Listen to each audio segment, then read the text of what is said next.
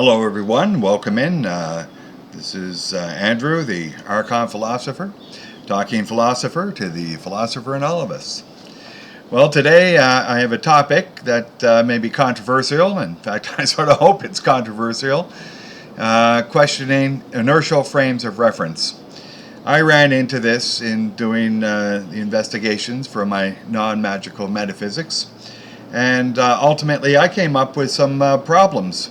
Indeed I did. There's problems, and I'll cover three of them today. I don't claim this analysis in any way to be complete, just an overview of some areas that should be of concern to people. And the first one is that ultimately it's creating a disassociation from reality. Second, what are these virtual forces? What are they? And the third is we're dealing with an ideal world construction, and we go all the way back to Plato in his world of perfect forms. Are we doing this, or is it just some sort of thought experiment? Well, let's get into the first one here. And what we have in the Galilean frame of reference, which was the inception of all of this, I understand, was that he imagined somebody in the hold of his ship, and upon setting off to sail would not be able to tell whether they were moving or stationary. Okay, and this got taken up later by Lorentz and Einstein, and now we think of it as placing someone in a box. So we have a man in a box, and he closes the doors, and then you accelerate him. Well, actually, before you accelerate him, because he'll feel the acceleration, you have to make him unconscious. So you make him unconscious, you accelerate him, and then he's moving at a constant rate.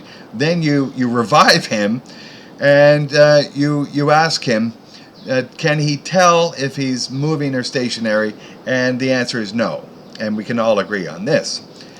But what is happening when you're putting a man in a box, making him unconscious so he will not feel the acceleration, and then waking him up and asking whether he does? Well, this is disassociating him from reality. This is disassociated. And what we normally think with someone who's disassociated from reality is that they're insane.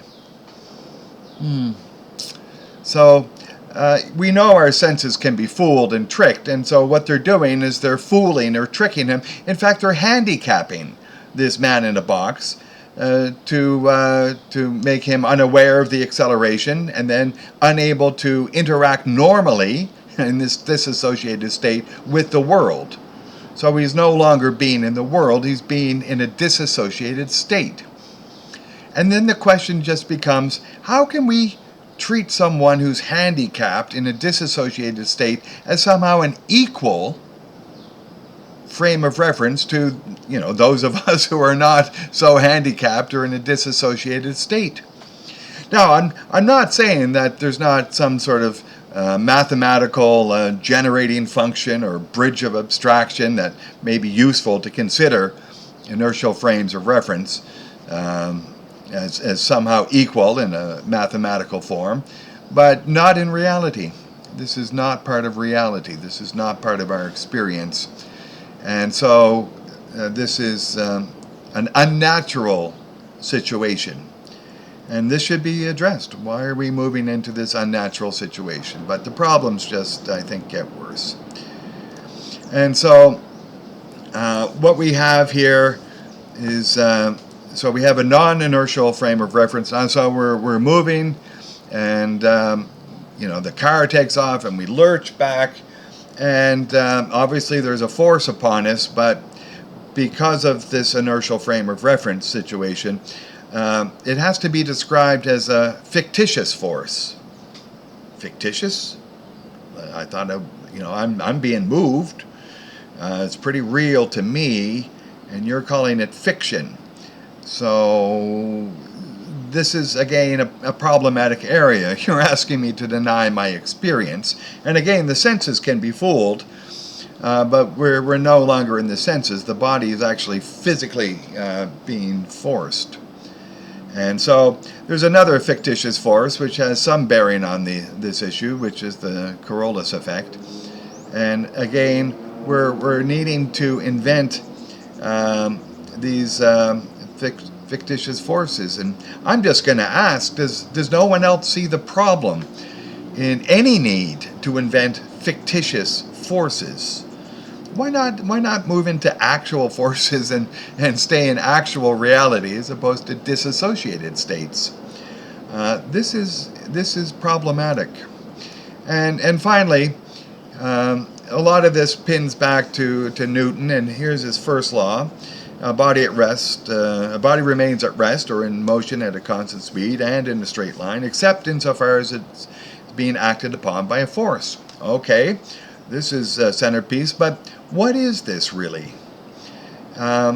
This does not happen on Earth.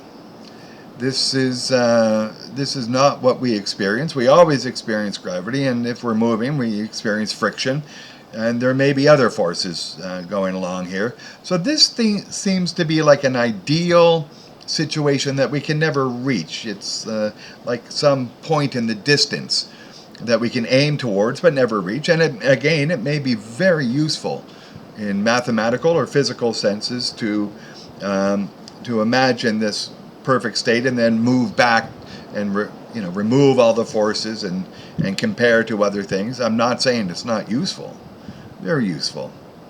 However, it may not be reality. And so what we have is a thought experiment, I think.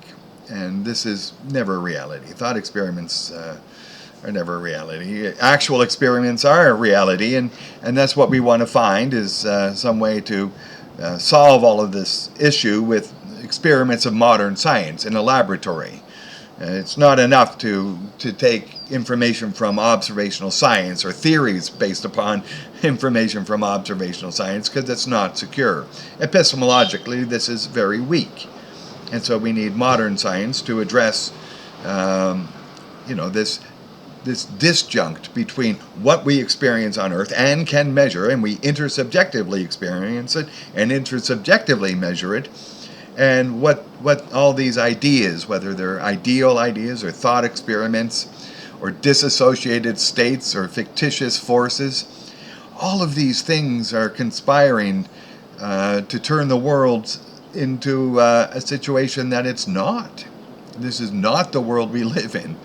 And so I think some assumptions are being made, and everything is being engineered to solve this agenda. I think we might want to call it an agenda, and it involves such crazy ideas that if we were just told we have to become disassociated or handicapped and invent fictitious forces and imagine a Platonic ideal world in order to justify our worldview, our physical understanding of the world, people would say that's not proper.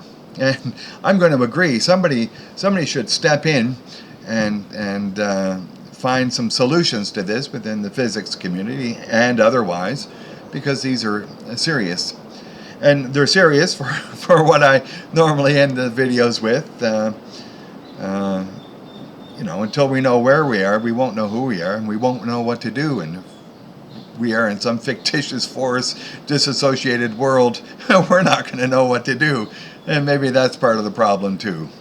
Anyway, thanks for supporting this channel, and hope you got something from this video, and have a nice day. Yeah, I'm just going to get the outro. There we go.